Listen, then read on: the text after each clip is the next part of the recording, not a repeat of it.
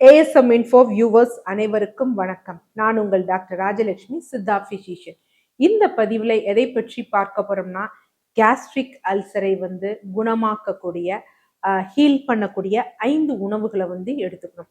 ஏன்னா இன்னைக்கு நிறைய பேருக்கு இந்த கேஸ்ட்ரிக் அல்சர் பிரச்சனைகள் இருக்கு. யூஸ்வலா நம்ம பாரம்பரிய மருத்துவமான சித்த மருத்துவத்துல இதை குன்மம்னு சொல்லுவாங்க. அது ஒரு 8 வகை இருக்கும்.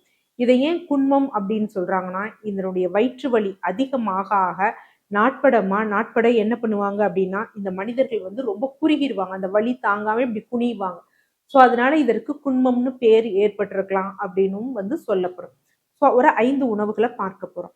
இந்த 5 உணவுகள் பார்க்கும் பொழுது, அதற்கு முன்னாடி ஒரு அல்சருக்கு நம்ம மருந்து சாப்பிடுறோம், அதற்கு தீர்வு ஆகுது அப்படின்னா அதை என்னென்ன கிரைட்டேரியாவை அதை ஃபுல்ஃபில் பண்ணும் அப்படிங்கிறத நம்ம யோசிக்கணும்.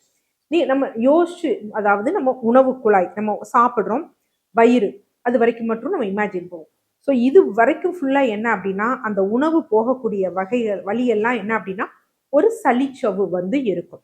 ஸோ இந்த சளிச்சவ்வு அதுக்கு கீழே இந்த தசை பகுதிகள் இருக்கும். இந்த உணவு நம்ம இந்த உணவுல இருக்க தேவையானது இந்த செக்ரீஷன்ஸ் வரணும், இதுக்காக மட்டும்தான் இந்த சளிச்சவ்வு. இந்த சளிச்சவ்வு எப்பொழுது சேதம் அடைகிறதோ அதைத்தான் நம்ம என்ன சொல்லுவோம் அப்படின்னா அல்சர்னு அப்படி சொல்லுவோம். ஸோ வயிற்று பகுதியில சேதம் அடைஞ்சிருந்ததுன்னா கேஸ்ட்ரிக் அல்சர்னு சொல்லுவோம். அப்ப நம்ம நம்ம என்ன நினைக்கிறோம், அல்சருக்குன்னா நிறைய பேர் நினைப்பாங்க, அல்சருக்கு இருந்தது, நான் டாக்டர்கிட்ட போனேன், எனக்கு ஒரு மாத்திரை கொடுத்தாங்க, முன்னாடி எல்லாம் சாப்பிட்றதுக்கு முன்னாடி எரிஞ்சது, இல்லைன்னா சாப்பிட்ட பிறகு எரிஞ்சது, இப்ப அந்த எரிச்சல் இல்லை அப்படின்னு சொல்லுவாங்க. ஆனா கொஞ்ச நாள் கழிச்சு திருப்பி எரிச்சல் வந்தது அப்படின்னு சொல்லுவாங்க.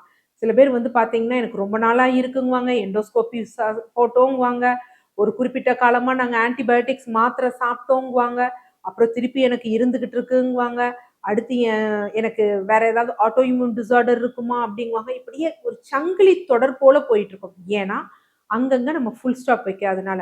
இது இல்லாம இது ஹெச் பைலோரி பாக்டீரியா இருக்குங்கிறாங்க, இது கேன்சரா மாறுங்கிறாங்க, அந்த மாதிரி விஷயங்கள்லாம் இருக்கும். ஸோ அப்ப இல்லாம இந்த பாக்டீரியாவையும் ஒழிக்கணும், இந்த சளிச்சவ்வையும் ஹீல் பண்ணணும். அது ரொம்ப முக்கியம். இந்த சளிச்சவ்வு திருப்பி ரிப்பேர் ஆகி ஹீல் ஆகி நார்மலா வரணும். அதே மாதிரி என்ன அப்படின்னா, இந்த வயிற்றில் சுருக்கக்கூடிய ஆசிட் இருக்கு பாத்தீங்களா, அது ரொம்ப முக்கியம். உணவு செரிமானம் ஆவதற்கும் உணவில் இருந்த சத்துக்கள் எடுப்பதற்கும் இந்த ஆசிட் ரொம்ப முக்கியமான விஷயம். ஆனா ஒரு சில மருந்துகள் என்ன அப்படின்னா இந்த ஆசிடை சுரக்காம வச்சிரும். ஆசிட் சுரக்கலைன்னா நமக்கு அந்த புண்ல படாது, ஸோ நமக்கு எரிச்சல் இருக்காது. ஆனா உணவு முழுமையா செரிமானமாகாது, நமக்கு இன்னொன்று என்ன அப்படின்னா சத்துக்கள் உறிஞ்சப்படாது. அதனாலதான் அல்சர் பேஷண்ட்ஸ்லாம் மருந்து எடுப்பாங்க, நல்லா இருக்க மாதிரி இருப்பாங்க, ஆனா அனிமிக் ஆகிறது, வேற ஏதாவது தொந்தரவுகள், விட்டமின் B12 டிஃபிஷியன்சி, இந்த மாதிரி நிறைய விஷயங்கள் இருக்கும். அப்ப இதை எல்லாத்தையும் சாட்டிஸ்ஃபை பண்ணணும் அப்படின்னா இந்த 5 உணவு முறைகள் சாட்டிஸ்ஃபை பண்ணணும். அது முதல்ல என்ன அப்படின்னு பார்த்தீங்கன்னா முட்டைக்கோசு. ஸோ முட்டைக்கோசு எல்லோருக்கும் தெரிஞ்சதுதான். அதுவும் குறிப்பாக 1950ல வந்த ஆராய்ச்சி தரவுகள்ல இது இந்த வயிற்றில் இருக்கக்கூடிய அல்சர் இருக்கு பார்த்தீங்களா, அதை ஹீல் பண்ணக்கூடிய தன்மை இருக்கு அப்படிங்கிறது தெரியப்பட்டது. ஸோ இதற்குரிய காரணம் இதில் இருக்கக்கூடிய 2 சத்துக்கள். ஒன்று என்ன அப்படின்னு பார்த்தீங்கன்னா குளூட்டமைன் சத்து, மற்றொன்று என்ன அப்படின்னு பார்த்தீங்கன்னா விட்டமின் யூ சத்து. அது என்ன விட்டமின் யூ, இது வரைக்கும் நாங்கள் கேள்விப்பட்டதே இல்லையே அப்படின்னு நினைப்பீங்க. கரெக்டு தான். இந்த விட்டமின் யூ அப்படிங்கிறது நம்ம நார்மலா சொல்லக்கூடிய vitamin A, D, E, K இல்ல பி இந்த மாதிரியானதோட சேர்ந்தது இல்லை. இது எஸ் மெத்தைல் மெத்தியோனைன் அப்படிங்கக்கூடிய ஒரு சத்துக்கள். ஸோ இது என்ன அப்படின்னு பார்த்தீங்கன்னா, இது இரண்டோட பலன் என்ன அப்படின்னா, இங்க இந்த சளிச்சவ்வு அல்சர் இருக்கு பார்த்தீங்களா, அதை ஹீல் பண்ணி அதை ரிப்பேர் பண்ணி, அதாவது ஹீலும் பண்ணும், புதுசா ரிப்பேர் பண்றதுக்கும் அதை புதுசா ரீப்ளேஸ் பண்றதுக்கும் என்ன அப்படின்னு பார்த்தீங்கன்னா இந்த முட்டைக்கோசு நல்ல ஹெல்ப் பண்ணும். ஸோ நார்மலா இந்த முட்டைக்கோசு சாறை தினமும் நம்ம காலை மாலை உணவுக்கு முன் எடுத்துக்கொண்டு வர்றப்ப நல்ல நமக்கு என்ன செய்யும் அப்படின்னா பலன் தரும். இதுவும் ஆராய்ச்சி மூலமாக நிரூபிக்கப்பட்டது. அதற்குரிய காரணம் இதுதான், இந்த விட்டமின் யூ சத்தும் குளூட்டமினோட ரொம்ப முக்கியமானது என்ன அப்படின்னு பார்த்தீங்கன்னா விட்டமின் யூ சத்து தான். அடுத்து 2வது முக்கியமான விஷயம், நமது பாரம்பரியமான விஷயம் என்ன அப்படின்னு பார்த்தீங்கன்னா புளிப்பேற்றம் செய்யப்பட்ட உணவுகள், ஃபெர்மெண்டட் உணவுகள். ஸோ அந்த படி பார்த்தோம் அப்படின்னா நம்முடைய அந்த மோர், அடுத்து நீராகார கஞ்சி. அதுக்கு தான் இந்த சுகர் இதுக்கு அல்சர் பேஷண்ட்டுக்கெல்லாம் காலையில நீராகாரம் எடுத்துக்கொள்ளக்கூடிய காரணம் அதுதான்.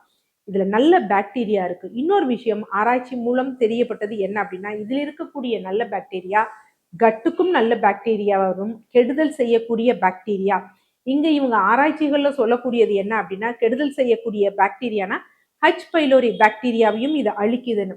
பட் அதை பற்றியும் நிறைய வந்து ஒரு 2 வகையான அண்டர்ஸ்டாண்டிங்ஸ் வந்து இருக்கு. ஹச் பைலோரி பாக்டீரியும் நமக்கு வந்து நல்லது அப்படின்னு. ஸோ அப்போ அதை பத்தி நம்ம இது பண்ண வேண்டாம். இந்த பாக்டீரியா நல்லது. ஸோ இது என்ன பண்ணும் அப்படின்னு பார்த்தீங்கன்னா, நம்மளுடைய தேவையில்லாத இந்த ஹெச் பைலோரி இல்லாம நம்ம உடம்புக்கு கெடுதல் பயக்கக்கூடிய பாக்டீரியா, நிறைய பாக்டீரியாஸ் இருக்கு பார்த்தீங்களா, அதை அழிக்கக்கூடிய தன்மை வந்து எதற்கு வந்து இருக்கு அப்படின்னு பார்த்தீங்கன்னா இந்த நீராகார கஞ்சிக்கு இருக்கு. பட் நீராகார கஞ்சி அப்படிங்கிறப்ப காலையில நம்ம பழைய சாதத்துக்கு நம்ம பயன்படுத்தக்கூடியது நமது பாரம்பரிய கை குத்தல் அரிசி, மாப்பிள்ளை சம்பா, கருப்பு கவனி அரிசி அந்த மாதிரி யூஸ் பண்ணுமே தவிர, இன்னைக்கு இருக்கக்கூடிய பாலிஷ் ரைஸை நமக்கு எடுத்தோம்னா அடிஷ்னலா வந்து என்ன அப்படின்னு பார்த்தீங்கன்னா சுகர் வரும். அடுத்து முக்கியமான 3வது இது என்ன அப்படின்னு பார்த்தீங்கன்னா பச்சையம் உள்ள உணவுகள், அடர் ஆரோக்கியமான பச்சையம் உள்ள உணவுகள். இந்த இடத்துலதான் முக்கியமா வந்து நிக்கிறது என்ன அப்படின்னு பார்த்தீங்கன்னா நம்முடைய மணத்தக்காளி கீரை. ஸோ மணத்தக்காளி கீரையில வந்து இந்த குளோரோஃபில் ஏ, இந்த குளோரோஃபில் பி அடர்த்தி வந்து நல்ல சிறப்பா இருக்கு. ஸோ இதை எடுத்துக்கொள்வதனால் என்ன பலன் அப்படின்னு வந்து பார்த்தீங்க அப்படின்னா, ஸோ எப்படி நம்ம அந்த முட்டைக்கோஸ் வந்து பார்த்தீங்கன்னா ஹீல் பண்ணுது, ரிப்பேர் பண்ணுது அப்படின்னு வந்து இது பண்ண பார்த்தீங்களா, இது என்ன பண்ணுதுன்னா நல்லா வந்து அந்த சோர்ஸ் புண்கள் இருக்கு பார்த்தீங்களா, அதை ஃபுல்லா வந்து என்ன ஆகும்னா ஆற வைக்கும். தாபிதம் யூஸ்வலா எண்டோஸ்கோபி பார்த்தவங்களுக்கு வந்து தெரியும், உங்களுக்கு மருத்துவர்கள் வந்து காமிச்சிருப்பாங்க என்ன அப்படின்னா அந்த இடத்துல வந்து ஒவ்வொரு இடத்துலையும் ஒரு ஒரு ரெட்டிஷா வந்து இருக்கும். அதைத்தான் யூஸ்வலா தாபிதம்னு சொல்லுவாங்க. அந்த இடத்துல ஒன்று அல்சர் இருக்கும், இல்லை அல்சர் உருவாக போகுதுன்னு அர்த்தம். ஸோ அதை குறைக்கக்கூடிய தன்மை எதற்கு இருக்குன்னா இந்த மணத்தக்காளி கீரைக்கு இருக்கு. ஸோ மணத்தக்காளி கீரை நல்லா அரைச்சிட்டு அதை கற்கமா நம்ம சாப்பிட்டோம், காலை வெறும் வயிற்றுல சாப்பிட்டோம், குறிப்பாக மோர் போன்றவை சேர்த்து அதனுடன் சாப்பிட்டோம் அப்படின்னா நல்ல வந்து நமக்கு பலன் இருக்கு. அடுத்து ஜிங்க் சத்துள்ள உணவுகள். இன்னைக்கு நவீனமா வந்து பாத்தீங்கன்னா ஜிங்க் கார்னோசைன் அப்படின்னு வந்து எடுப்பாங்க. ஆக்சுவலா ஜிங்க் கார்னோசைன் ரெண்டும் தனித்தனி சத்துக்கள், ரெண்டுமே ஒரே உணவுல இருக்காது. இப்ப ஜிங்க் வந்து பாத்தீங்கன்னா பூசணி விதையில இருந்தது அப்படின்னா, கார்னோசைன் வந்து என்ன அப்படின்னு பாத்தீங்கன்னா பன்றி போன்ற விஷயங்கள்ல இருந்து வந்து இருக்கும். ஆனா இது ரெண்டையும் காம்பவுண்டா கிரியேட் பண்ணி கொடுக்குறாங்க. இது டார்கெட்டா அங்க போய் வந்து என்ன அப்படின்னா அந்த அல்சர்ஸை வந்து ஹீல் பண்ணது பண்ணும். பட் நம்ம நேச்சுரலா உணவு எடுக்கும் பொழுது நார்மலா அந்த பூசணி விதை போன்றவற்றை வந்து நம்ம உணவுல வந்து எடுத்துக்கணும். ரொம்ப முக்கியமான விஷயம். அசைவம் சாப்பிடுபவர்களாக இருந்தா பன்றி மற்றும் நத்தை இறைச்சி போன்றவை சாப்பிட்டாங்க அப்படின்னா அவங்களுக்கு அந்த அல்சர்ஸ் அப்படிங்கிறது ரொம்ப ஈஸியா வந்து ஹீல் ஆகும். கடைசி ரொம்ப முக்கியமான ஒரு விஷயம், நமது பாரம்பரிய மருத்துவத்தில் இருக்கக்கூடியது என்ன அப்படின்னு பார்த்தீங்கன்னா அதிமதுரம். ஸோ இப்போ இன்னைக்கு நிறைய ஆன்டாசிட்ஸ் வந்து இருக்கு. இது என்ன பண்ணும் அப்படின்னு பார்த்தீங்கன்னா அமிலச்சுரப்பை தடுக்கும். ஆனா இந்த அதிமதுரம் என்ன பண்ணும் அப்படின்னு பார்த்தீங்கன்னா இது அந்த சளிச்சவுக்கு வந்து ஒரு கோட்டிங் மாதிரி வந்து கொடுக்கும். ஸோ அப்ப அந்த அல்சரான இடத்துல அப்ப என்னன்னா நம்ம சாப்பிடக்கூடிய உணவுகள் அமிலமா இருந்தாலும் அந்த சளிச்சவை வந்து அது சேதப்படுத்தாது. ஸோ இந்த அதிமதுரத்துல நம்ம நம்ம அதிமதுர டீ எல்லாம் வந்து குடிக்க கூடாதுன்னு வந்து சொல்லியிருக்கோம். காரணம் என்ன அப்படின்னா இதுல கிளைசிரைசின் அப்படிங்கக்கூடிய ஒரு சத்து இருக்கு. இது என்ன அப்படின்னு பாத்தீங்கன்னா நம்ம உடம்பில் நீரை வந்து தக்க வைக்க வச்சு நமக்கு சிறுநீரக பிரச்சனை போன்றவை, அது மாதிரி பிளட் ப்ரெஷரை வந்து லோ ஆக்கக்கூடிய தன்மை, இந்த மாதிரி பிரச்சனைகள்லாம் ஏற்பட வந்து வாய்ப்பு இருக்கு. கிட்னி சம்பந்தப்பட்ட பிரச்சனை, பிபி சம்பந்தப்பட்ட பிரச்சனை. ஸோ அதற்கு நம்ம என்ன பண்ணணும் அப்படின்னா நார்மலா இந்த அதிமதுர பவுடரை வந்து எடுத்துக்கணும். ஸோ இந்த அதிமதுர பவுடரை வந்து புளித்த நீராகார நீர் இருக்கு பாத்தீங்களா, அதனால முதல் நாள் வடிச்ச அந்த அரிசி கஞ்சி இருக்கு பாத்தீங்களா, ஸோ அதை என்ன பண்ணணும் அப்படின்னு பாத்தீங்கன்னா அதுல 2வது நாள் இந்த பவுடரை வந்து அதுல கொட்டி ஒரு நாள் முழுவதும் நல்லா மேல ஒரு நூல் துணி கட்டிட்டு வெயில்ல வந்து காலை முதல் மாலை வரை வந்து வெயில்ல வந்து வச்சு எடுத்துடணும். வச்சுட்டு நம்ம என்ன பண்ணிடணும், அந்த தண்ணீரை ஃபில்டர் அவுட் பண்ணிட்டு அந்த பவுடரை மட்டும் எடுத்துட்டு திருப்பி அதை வெயிலில் உலர்த்தி பவுடர் செஞ்சு வந்து வச்சுக்கணும். இதை யூஸ்வலா என்ன சொல்லுவாங்க அப்படின்னா டீகிளைசரினேட்டட் அப்படின்னு ஒரு சொல்லுவாங்க. இது நார்மலா ஒரு ப்ரொசீஜர் பண்ணி வெளியே சப்ளிமெண்ட்ஸா பண்றாங்க. பட் நம்முடைய பாரம்பரிய மருத்துவ முறையில நம்ம இந்த மாதிரியான ஒரு ப்ரொசீஜரை தான் பண்ணுவோம். அப்ப இதை நம்ம எப்படி எடுக்கணும்னா, இதை நல்லா நம்ம ஒரு டீஸ்பூன் அந்த நம்ம ப்ரிப்பேர் பண்ணி வச்ச பவுடரை ஒரு டீஸ்பூன் வந்து எடுத்துட்டு, நம்ம சப்போஸ் நமக்கு எப்பொழுதும் எரிச்சல் வந்து ஏற்படுகிறது, உணவு உண்ட பிறகு எரிச்சல் ஏற்படுவதா, இல்ல உணவுக்கு முன் எரிச்சல் ஏற்படுதா அப்படின்னு. ஸோ உணவுக்கு முன் எரிச்சல் ஏற்பட்டது அப்படின்னா நம்ம இதை வந்து முன்னாடி வந்து எடுத்துக்கணும். இல்ல உணவு உண்ட பிறகு எரிச்சல் ஏற்பட்டது அப்படின்னா உணவுக்கு பின் வந்து நம்ம எடுத்துக்கணும். ஸோ அந்த மாதிரி எடுத்துக்கிட்டோம் அப்படின்னா நம்ம சாப்பிடக்கூடிய அந்த உணவுகளில் உள்ள சின்ன ஒரு அமிலத்தன்மை கூட நம்ம அந்த சேதமடைந்த அந்த சளிச்சவை வந்து சேதமடையாமல் வைக்கும். ஸோ இந்த 5 உணவுகளையும் நம்ம அல்சர் இருக்கவங்க ஃபாலோ பண்ணிட்டு வந்தாங்கன்னா அல்சர் ஹீல் ஆகும், ரிப்பேர் ஆகும், புதுசா வந்து அந்த மியூக்கஸ் லேயரும் வந்து நமக்கு ஃபார்ம் ஆகும்.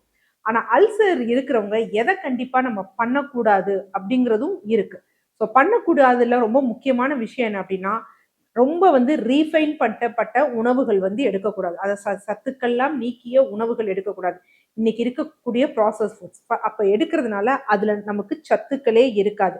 ஏற்கனவே அல்சர்னால நமக்கு சத்துக்கள் கிடைக்கும். இந்த மாதிரி உணவுகள் எடுத்தா இன்னமும் நமக்கு என்ன அப்படின்னா உடம்புல சத்து குறைபாடுகள் ஏற்படும். அது ரொம்ப முக்கியமான விஷயம். அடுத்து 2வது என்ன, அதிக அளவுல ஆன்டாசிட்ஸ் அந்த மாதிரி விஷயங்கள் எடுக்கக்கூடாது. அது செரிமான குறைபாட்டையும் உண்டு பண்ணும். பித்தப்பை போன்றவற்றிலும் கற்கள் வந்து ஏற்படுவதற்கு வாய்ப்புகள் அதிகமா இருக்கும். ஸோ இந்த மாதிரி விஷயத்த அவாய்ட் பண்ணிட்டு மேல சொன்ன அந்த 5 உணவு முறைகளை எடுத்தோம் அப்படின்னா அல்சர் நோயிலிருந்து நம்ம ஈஸியா வெளிவந்துடலாம். நன்றி.